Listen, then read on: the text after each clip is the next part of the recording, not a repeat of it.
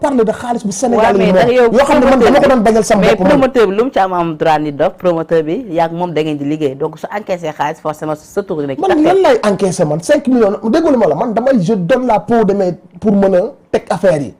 parce que man nit déggoo ma nee naa du ma fëgg seen i bureau concert yi ñu dem investir mais dañoo fëgg seen i bureau ñu dem comprendre sama laaj man nangu naa ni yow soxlawoo seen xaalis.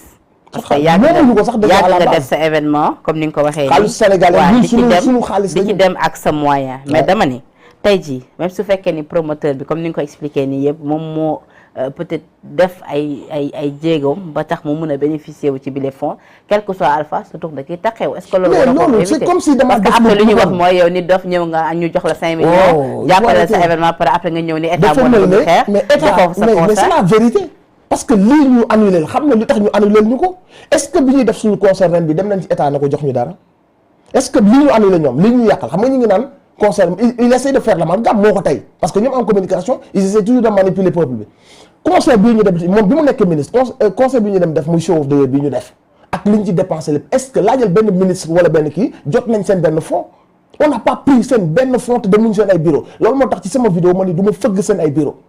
ñu fëgg seen ay bureau jot nañ ay 10 millions ministère bi jotaat yeneen millions ministère bi te dem bi gis nañ ñu recevoir leen palais mais man dama ni du ma fëgg seen i bureau mais ce promoteur là mais dañ ko war a sax jox ay millions surtout que yenn miettes yi nga xamante si ni moom jot na ko pour def liggéey. non waru leen ko jël nag parce que yow àndoo ak état. mais il faut arrêter état donc dans ce cas là yow soo amee sa promoteur ni su bëggee dem jëli xaalisu nguur da nga ko wax ne ko déedéet man xaalisu nguur du ma ko laal. mais lan moo la wax xaalisu nguur laa laal man. xaalis bu mu jógee 5 millions. mais dama ne la. dafa am ay fonds yoo xam ne ce sont des fonds de culture urbaine. man def naa première édition ba 10e édition di ko romb nii du ma ko jël. ci nguur lay jógee Nit Doff. mais état kan mooy état Macky Sall mooy état wala Aliou Sow un promoteur qui vient di teg promoteur bi xam nga kañ nga ko waroon ŋaañi bu demoon fëgg bureau Aliou Sow gëmul Aliou Sow sa transhumant gëmul Anita Ndour mu dem fëgg seen i bureau toog ak ñoom naan leen suñu conseil bëgg naa nga jàpp ci bëgg naa nga ñëw seen conférence de presse bu boobaa mën nañ ko wax que ni yow gëmoo gars yi yaa ngi seen bureau yi. Il y a des fonds qui ont été dégagés teg ko nële yoo xam ne c'est même indépendant des ministères c'est pour la culture urbaine ce gars qui investit des millions un promoteur qui investit des millions bu war a def une tournée 10 appels d'offres mais tu penses que à cause de man samay principes et convictions damay dem ba yàqal ko business am ce gars il travaille il fait participer beaucoup d'artistes il fait grandir le mouvement hip-hop. ma ni yow ni ñu la xamee nii bu la neexoon fonds yooyu sa producteur du ko laal du ko jege. lu tax loolu. la moo tax mais je vais pas le faire moo tax lu ma la wax da nga bëgg man promoteur boobu man lu ma tënk sama bopp ma tënk ko ci moom mi nga xam ne tëgg na ñeneen ñu dul man qu'un gars qui a besoin de fonds pour faire avancer ce milieu da nga bëgg man lu ma tënk samay principe ma gis benn promoteur ma tënk ko moom it xanaa damay yàq liggéeyu jàmbur yi non soyez un peu sérieux. léegi ci kaw yàq liggéeyu jàmbur soyez un peu sérieux quand même bu ñu débat gis. non ñi ngi sérieux. non là c'est pas sérieux parce que là tu es dans un truc. non boo xamante tu essaies de créer une confusion. plateau xam nga ni man li ma bëgg laaj dama koy laajte du dëgg. waaw mais quand ça tient pas je te le dis. waaw d'accord bu la neexee. yow sama xarit nga mais dama ni ci yàqalante boobu nga nekk di wax noonu dem ba junj ko sànq ñu ngi koy gis ci image yi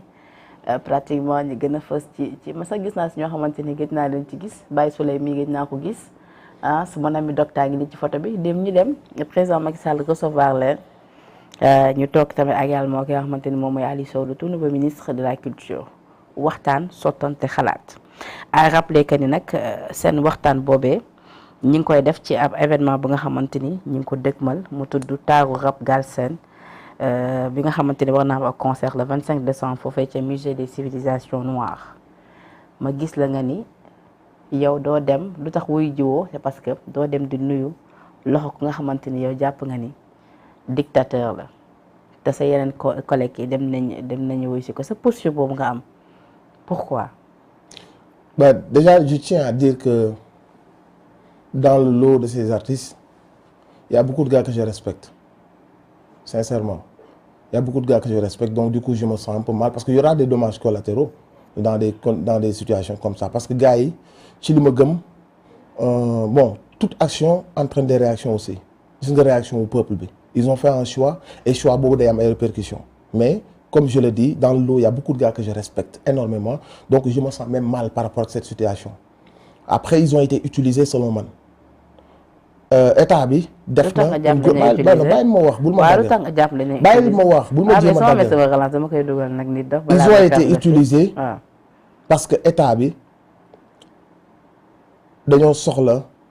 se refaire une image gis nañ lu ñu def la semaine dernière la foudre s'est abattue seen kaw askan bi yëpp s'est abattu ndax jaay doole bi ñu def gis nañ fonds Covid yu ñu sàcc ñi ngi waajal les histoires de troisième mandat ils ont besoin de am ay porox ndol le promoteur a utilisé les artistes parce que di nga concert soo xasee ba dem ci ministre de la jeunesse mu ñaaxal la nga dem ci ministre de la culture mu ñaaxal looy wuteeti palais pour un concert ñi organiser ci at bi bëri nañ personne ne s'est humilié pour dem palais laaj surtout jox leen ñu lii jox leen pour surtout un privé. humilié non déglul un privé boo xam se ni yorul kàddu hip hop un privé boo xam ne yorul kàddu hip hop warul yóbbu hip hop palais ci événement moom bu mu bëgg mu dox d'accord dem na ci ministre jox nañ ko tout ça d'accord mais warul jël hip hop turu hip hop guddiñ toll ni hip hop ak religion bi imam yeeg sëriñ si ñoo war a gën a nekk menace ci président parce que xam nañ que ni troisième mandat lay waajal warul utiliser l'image du hip hop pour se refaire benn sympathie te jamono ji du jamonoy laaj jamono bi Covid bi fond Covid yi génn les artistes ñoo waroon nekk ci kanam di ko dénoncer jamono bi ñu jàpp Pape Alé Niang presque mu ngi ci diggante dund ak dee du jamono ji la rapport yi waroon offrir seen image au président jamono bi nga xamante se nii nit ñi ñu ngi leen di rey di leen tëj arbitrairement dëgg joxatul xam nañ que ni ci dictature la ñu nekk ñu protéger ay sàcc yaa ngi dégg lu ma wax xaalisu Covid ñu sàcc ko ñoom seen biir image bi waroon mujjee jox corps bi waroon mujjee jox sympathie président bi c'était le hip hop c'est une musique révolutionnaire dafa yàgg jël ay posture léegi nag ministre bi il a réussi son coup avec son promoteur ils ont donné beaucoup d'argent mu ñaari ministères yëpp ils ont donné beaucoup d'argent ci jamono jooju nga xam ne ñun ñoo waroon nekk ñi war a taxaw ñun ñoo dem naan président naa leen yokkal naa leen jox télé ci jamono bi nga xam ne ñun ñoo waroon nekk menace bi war a tax président bi dañ ñaan sax yàlla bu ñu yeewu ñu war a dem ñun ci guddi yooyu nga xam ñoo waroon nekk menace ci moom buñ fa demoon sax taper sur la table wax ci troisième mandat wax ci Pape Alé Niang wax ci François Mancabou wax ci ces arrestations arbitraires wax ci li xew justice bi ñu utiliser ñu mën a wax que ni ils en ont profité pour taper sur la table président bi xam ne mënul corrompre le hip hop maintenant président bi dafa utiliser image yu hip hop yi def sa communication bind ci comme quoi que ni dolli naa leen xaalis dig naa leen télé loolu c'est nous humilier ñun ñi nga xam ne ñun ñooy les députés du peuple c'était pas le moment jamono bi nga xamante si ni yàqal nañ sa moromu artiste tu n'es pas obligé d'être solidaire mais ils ont insulté le hip hop et ils l'ont fait de manière ñoo ko tey. waaw mais nit daf yow. baal ma bu ma dagg xaaral nag. bu ma dagg baal ma soo bëggee émission bi neex nag. sama yëgalaat da nga koy déglu nit daf yow man su ma lay dégg li nga wax daf may jaaxal xam nga lu tax yow da nga bokk ci patron wu hip hop bi rap Galsen doo ko lib ba mu jeex te duñ la ci boole yow sa tool da nga ci am nombre tànk ndax tey ji jàppoo ne sénégalais yi yéen comme askan bi ngeen fi nekkal askan bi dafa am ñu nga xamante ni nee la ñuy gisee am ñu nga xam ne lañ yow ni ngay gisee c'est pas pour forcément noonu la ñëpp di gisee ba yow nga war a mën a ñaawlu ñoom démb seen taxawaay foofee ci kanam président de la république la ñu fa jëlee tamit mun na rafet ci ñeneen parce que bu ñu jëlee fonds de dotation yi jëlee ko ci 600 millions maintenant président dina ko yóbbu ba ci 1 milliard c'est pas le moment ñun mënuñu jënd dafa am loo xamante si ni c'est des réactions hypocrites parce que bu ñu nee c'est le président de tous les Sénégalais non il faut ñu dugal lu ne ci contexte am dama ne la ce contexte bi ñu toll nii président bi ñu mu war a gën a ragal ci dëkk bi ça doit être les hip-hopeurs comprendre nga parce que président bi bu respecté woon le Sénégalais déjà il devait se prononcer bu yàgg sur une évidence il ne s'est pas prononcé donc fii ak loolu leerul ñun dañu war a taxawee position duñ la may sympathie doo utiliser suñu image président bi nanguwul wax ci troisième mandat depuis boobu noonu. non mais je dis les choses moi je suis un sen non bul wax loolu moi je suis un homme boo xamante ni samay principe laay te li ma lay wax. bu dee dëgg la ay xumaan. damay déglu ma fii Sénégal je vais dire un truc dama la déglu ñu gis ay ngaaka. déglu xool image yi ñoom Fata déglu ma xamal la benn affaire ak xale bu bees bi dem temps Prince Art. déglu ma xamal la benn affaire ay Simon xoolal Simon ku mel ni Simon xam nga ni Simon moom bañkat la. déglu ma xamal la bu ñu demee wuy ji xam ne loolu ça n'a rien à lu ful ak fayda déglu ma xamal la Sénégalais ils sont pas bêtes dama ne loo gis contexte la et je te dis que dans le lot il y a des gens que je respecte te xam nañ ko te c'est pour ça ma ne la am na il y a des gens yoo xam bi dama dundee sama injustice bi sax ñoom ñoo ma ci sax. mais soo waxee ni ñoom dañuy gêné wu ñi nga respecté. dama ne il y aura des dommages collatéraux chaque action entraîne une réaction ils ont été utilisés par le promoteur wutu woon palais dara surtout ci contexte bi ñu toll. étudier woon palais dara. pour un concert déglu ma pour un concert boo xamante ni le ministre a déjà décaissé des millions le ministre de la jeunesse pareil pour un concert waruñu woon dem palais pour tàllalaat loxo wala pour bàyyi président bi mu utiliser seen image c'est l'image du hip-hop que le président essaie d'utiliser parce que forfaiture yi ñëw. mais ils essaient d'adoucir un peu la jeunesse et le hip-hop. ils n'ont pas demandé à rencontrer le président. Ils n'ont pas demandé à la rencontrer. tax mu lay wax récupération la bëgg. c'est pas parce que le ministre a mis des millions da ngay nangu président mu def récupération ci image du hip-hop. comprendre nga dama la jamono bii mooy jamono bi hip-hop waroon teg métit du jamono bu ñuy dem di tàllal loxo di wax dolli leen ñu xaalis defal leen ñu télé du jamono bii. on a eu tout période bi yëpp defuñu ko président bi mu demee bay waaj a dugg ci yenn kii yu sensible yenn affaires yu sensible il essaye d'utiliser le hip-hop l'image du hip-hop et quoi de plus boo ko mu jaaree ko ci ministre am jaaree ko ci promoteur bi li muy wut xaalis kese na mais dama ni il a utilisé l'image de ces artistes et parmi ces artistes il y a des artistes tellement intègres yoo xam ne le peuple n'a pas compris comment ils se sont retrouvés devant un président comme ça. devant un président boo xam ne ñoom seen i texte nangu nañ ko ni c'est un dictateur ñoom seen i poste nangu nañ ko ni dañuy arrêter Pape Alé Niang arbitrairement ñoom seen ay musique nangu nañ ko ce président dafa nekk di yor pour un troisième mandat que dafay teg fitna ses opposants que dafay couvrir ay ñuy def faux trafic de faux billets que dafay couvrir que nit ñuy jàpp OFNAC ñu sàcc ay 94 milliards que y a des journalistes comme Madiambal Diagne Bah Diakhaté yu mel dañ leen di bàyyi ñuy wax lu leen neex ci dëkk bi ñeneen ñi tichoo li ñu yóbbu leen kaso tous ces artistes le savent donc c'est pas le moment de donner une image mu président bi une occasion mu utiliser sa image yow par rapport ak li muy waaj a def jamono ji ñu jëm nii le président fait de la récupération et c'est pas parce que le promoteur a reçu des millions que les artistes dañ koy nangul li mu bëgg rap la ñu seq ak moom c'est juste un concert ce n'est pas l'histoire du peuple donc dañuy jouer comme concert yu mag yàgg na fee am. On n'a pas besoin d'offrir ce président boo xam ne ñun gëmuñu ko hip-hop bi gëmuñu ko on n'a pas besoin de l'offrir cette occasion pour jéem a jënd se faire une image autour du hip-hop surtout mu bëgg ñu décrédibiliser pour wane que ni jamono bi ñuy wax fonds Covid yi jamono bi ñuy wax la dictature nous on est parti pleurnicher pour ñu yokkal ñu ay fonds. D'accord. Pourquoi la réaction spontanée des Sénégalais parce que les gens ils sont pas bêtes les gens savent que le président il est dans une communication les gens le savent. nit ñi xam nañ que ni le président il est dans une communication il est dans la récupération son ministre moo ñëw créer son benn lobby autour du hip-hop ils ont tout fait pour annuler concert bi leen di déranger financer ay millions ci concert bi leen arranger le promoteur il est au milieu de tout ça les rappeurs y en a dans le lot je ne les respecte pas il y a des charognards yoo xam nañ que ni man respecté ma leen mais dans le lot il y a trop de rappeurs que je respecte comprendre nga. Même les gens qui s'indignent parce que y a des gens xaar ñu leen ñu bàyyi naïvement ñu utiliser seen image comme ça président bi récupération lay def et il essaie de décrédibiliser les rappeurs parce que tey jii bu ñu récupérer bu ñu yóbboo palais naan ñu naa leen yokkal naa leen dolli naa leen defal télé ñu xëy suba ñu bëgg a xeexaat ak moom day am lu mu wàññi si ñun instant bi nii dafa waroon fekk ñun ñu jël gis na nit boo ko gëmul tu prends tes distances rappeurs yi ñu bëri ne leen gëmuñu un dictateur gëmuñu kuy jël la justice di weñ loxoom di tëj ku la neex boo ko gëmul tu dois prendre tes distances ak nit kooku noonu même su nekkee c'est le président xam nga ay audience yu normal mooy en temps normal te tey hip hop bi président bu soxla woon hip hop bi ñu war a wax ci fonds yi waru ko jaar ci ab privé kii c'est un promoteur qui cherche de l'argent léegi bu soxla woon hip hop bi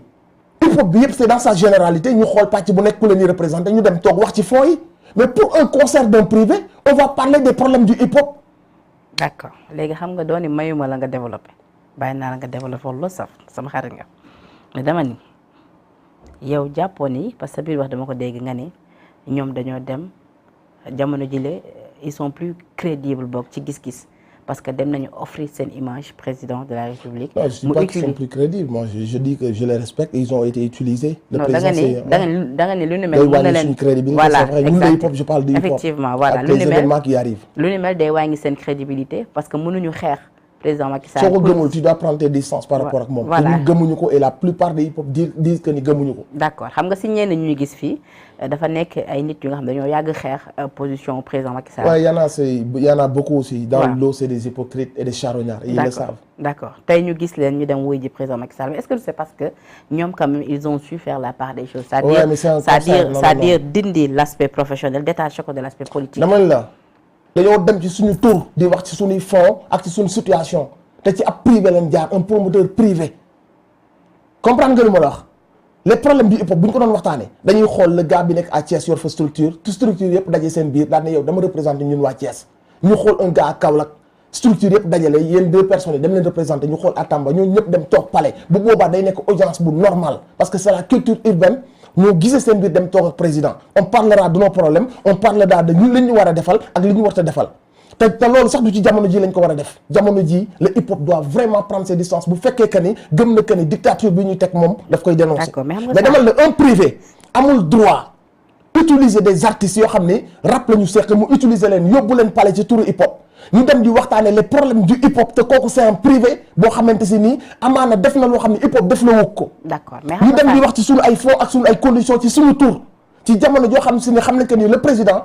xam na que ni il a été lynché la semaine dernière il essaye de se rattraper annuler concert injustement jël ay millions sénégalais xëpp ko ci concert bi arbitrairement ba noppi bëgg a utiliser le hip hop dama ni les artistes. Encore une fois, il y a des artistes qui sont dans le lot, je les respecte trop. xam nga nag gis nga nag xaaral nag xam nga nag yow xam nga sama dans sa généralité ils ont été utilisés. dëgg xam nga sànq ba tey maa ngi jéem pingi sama cër di la bàyyi nga xool sax da nga may may nag mu placé une vas-y sinon rek man rek dañuy ràkk xam nga ma ragal ma loolu dama ni président Macky Sall mii yow xam nga ni yow am nga sa idée parce que yaa ngi wax sànq ay mbir yu nga xam war nañ ko waxtaanee war nañ ko tiré au clair li ma ci dégg nga wax ko bokk na ci l'affaire Pape Alé Niang mu nekk une affaire nga xam ne journaliste bi dañoo intéressé mais ci loolu yow amoon nga occasion pour janoog président de la République wax ko sa gis-gis wax ko li la métti ci réew mi mënoon nga demaale ci rencontre non j'ai pas besoin de ça amutuma lu may wax ak président bi lu may wax ak askan bi rek laa am man j'ai juste besoin que askan bi jël seen ay responsabilités ce président là a fait 2 mandats il doit finir amatul yónni say ministre ci dëkk bi ñu commencé séddale di def ay tournée pour neexal nit ñi wala jël hip hop bi nelawal leen pour mën a annoncer sa 3e candidature wala yu dem loolu amul man j'ai rien à lui dire qu'il faut préparer ses bagages il a fait 12 ans jeexal na on n'a plus rien à se dire lui et moi audience bu ñu ko doon am avant la pour ñu waxtaanee lan lañ war a mën def ci réew mi ci jeunes yi mais maintenant récupération moo fi am ce président ne va pas nous récupérer l'image du hip hop je n'ai pas à m'asseoir avec lui parce que man je ne m'assois pas avec des dictateurs. Ce président-là est au courant de ce qui se passe dans ce pays. Et dans ce pays-là, il se passe des choses très graves. Il y a des gendarmes qui disparaissent dans ce pays. Et dégg nga li ci Madiambal Diagne wax dégg nga li ci Bah Diakhaté wax. Ils ont fait le lien avec l'affaire Pape Alé Niang. Ces gens-là n'ont pas été appelés. Ne me dis pas que le président n'est pas au courant de tout ça. Covid-19 dañu sàcc milliards yi jamono bi Sénégalais yi di dee. Et ne me dis pas que le président n'était pas au courant de tout ça. S'il n'était pas au courant donc c'est un mauvais président parce que mënoo jiite ay askan lépp ci seen tur te amoo sax